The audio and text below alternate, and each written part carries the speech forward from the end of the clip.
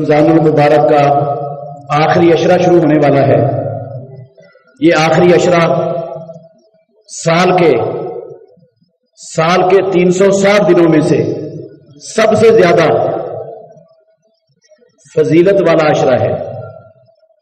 رسول اللہ صلی اللہ علیہ وسلم اپنی پوری نبوی زندگی میں سال کے کسی رات میں بھی ساری رات جاگ کر آپ نے عبادت نہیں کی سوائے ان 10 راتوں کے، سوائے رمضان کی آخری 10 راتوں کے. پوری زندگی کسی ایک رات سال کی 360 راتوں میں سے پوری رات جاگ کر اللہ کے نبی نے عبادت کی ہو، قسم اللہ کی نہیں کی، کسی دن کی بھی نہیں کی، کسی رات کی بھی، سوائے ان 10 راتوں کے. آپ اکیلے نہیں جاگتے تھے. جب ہماری ماں کہتی ہیں جب آخری عشرہ رمضان کا داخل ہوتا تو اللہ کے نبی شدہ میں ذرا ہو وَأَيْقَظَ أَهْلَهُ وَأَحْيَا لَيْلَهُ، اپنے آپ کو خوب تیار کر لیتے اس عشرے کی راتوں میں عبادت کرنے کے لیے رب کی، اور اپنے گھر والوں کو بھی سب کو جگا لیتے اور ساری رات جاگ کر اللہ کی عبادت میں لگے رہتے. یہ عشرہ آ رہا ہے میرے بھائیوں. اس عشرے میں بہت سے لوگوں نے انشاءاللہ اللہ کی توفیق سے اعتکاف بیٹھنا ہے مسجدوں میں. تو اعتکاف کا جو مسنون وقت ہے نا، وہ عام لوگ بس سنی سنائی بات چلائی جا رہے ہیں اور چلی جا رہی ہے ہمارے معاشرے میں. محمد الرسول اللہ صلی اللہ علیہ وسلم حدیث میں لفظ ہیں، جب آپ فجر کی نماز پڑھتے، آخری عشرے میں جب فجر کی نماز پڑھتے تو آپ اپنے اعتکاف والے خیمے کے اندر داخل ہو جاتے. یہ فجر کی نماز پڑھتے تو اعتکاف والے خیمے میں داخل ہو جاتے. اس میں تاریخ نہیں آئی. اب یہ تاریخ کون سی ہے؟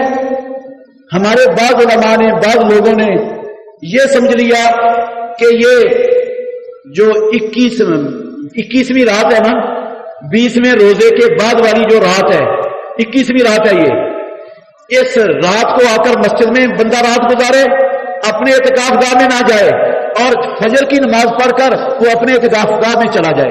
یہ انہوں نے معنی نکال لیا ہے اس کا. حالانکہ یہ بات کچی ہے اور یہ بات صحیح نہیں ہے. بھئی یہ 21ویں رات یہ تو آخری عشرے کی رات ہے، یہ تو طاق رات ہے. اس رات کو کیوں نہیں اپنے اعتکاف گاہ میں جانا؟ وجہ کیا ہے؟ اعتکاف کا عشرہ شروع ہو گیا ہے اور اعتکاف کا عشرہ شروع کر کے اعتکاف گاہ میں جانے کی پابندی کیوں ہے؟ کیوں نہیں جانا؟ نہیں، جو صحیح بات ہے وہ ہے 20واں روزہ آپ گھر میں رکھیں، آ کر مسجد میں فجر کی نماز پڑھیں اور 20ویں روزے کی فجر کی نماز پڑھ کر اپنے اعتکاف والے خیمے کے اندر آ کر آرام کریں سارا دن. یہ 21ویں والے روزے کی بات نہیں ہے، یہ 20ویں روزے کی بات ہے. اس لیے کہ جب بندہ 20ویں روزے کی فجر کو آ جائے گا اپنے اعتکاف گاہ میں تو سارا دن آرام کرے گا. اگلی رات عبادت کی رات ہے، جاگنے کی رات ہے، تو اس کے لیے رات کو جاگنا کیا ہو جائے گا؟ آسان ہو جائے گا. وہ ایک دن پہلے اس کی تیاری میں اپنے آپ کو دنیا کے معاملات سے، تعلقات سے، دنیا کی ہر خیالات اور تصورات سے کچھ نہ کچھ ہٹا لے گا اور اس کے لیے اپنی پوری توجہ اس رات میں رب کی طرف لگانا آسان ہو جائے گا.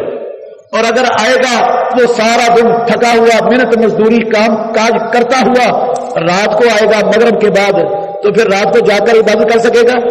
وہ تو تھکا مارا ہے. ابھی کٹ کے آیا ہے لوگوں سے، ابھی تو اس کے دماغ پر وہ دنیا کے سارے معاملات اسی طرح سوار ہیں. ابھی تو اس کو موقع ہی نہیں ملا تھوڑا سا الگ ہو کر اپنے دماغ کو ان چیزوں سے جدا کرنے کا، دور کرنے کا. اس لیے 20ویں روزے کی کوشش کریں جنہوں نے اعتکاف بیٹھنا ہے، 20ویں روزے کی فجر کی نماز پڑھ کر اپنی اعتکاف گاہ کے اندر آ جائیں. اور اعتکاف میں یہ نیت لے کر آنا ہے کہ اللہ کے نبی کی سنت ہے اور میں نے لیلۃ القدر کی رات کو انشاءاللہ پانا ہی پانا ہے. جو لیلۃ القدر کی ایک رات کی عبادت کر لے گا ایمان اور ثواب کی نیت سے، اللہ کے نبی نے گارنٹی دی ہے رب اس کی زندگی کے پچھلے سارے گناہ معاف کر دے گا. ایک رات صرف سال کی 360 راتوں میں سے ایمان کی بنیاد پر اور ثواب کی نیت سے ایک رات جو عبادت کر لے گا ساری زندگی کے رب گناہ معاف کر دے گا. تو میرے بھائیوں وہ رات پانے کے لیے محمد رسول اللہ صلی اللہ علیہ وسلم اعتکاف بیٹھتے تھے اور 10 کی 10 راتیں جاگتے تھے.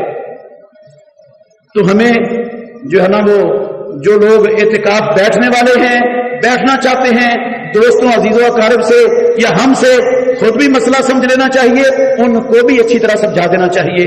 اللہ سمجھنے کی اور عمل کرنے کی توفیق عطا فرمائے.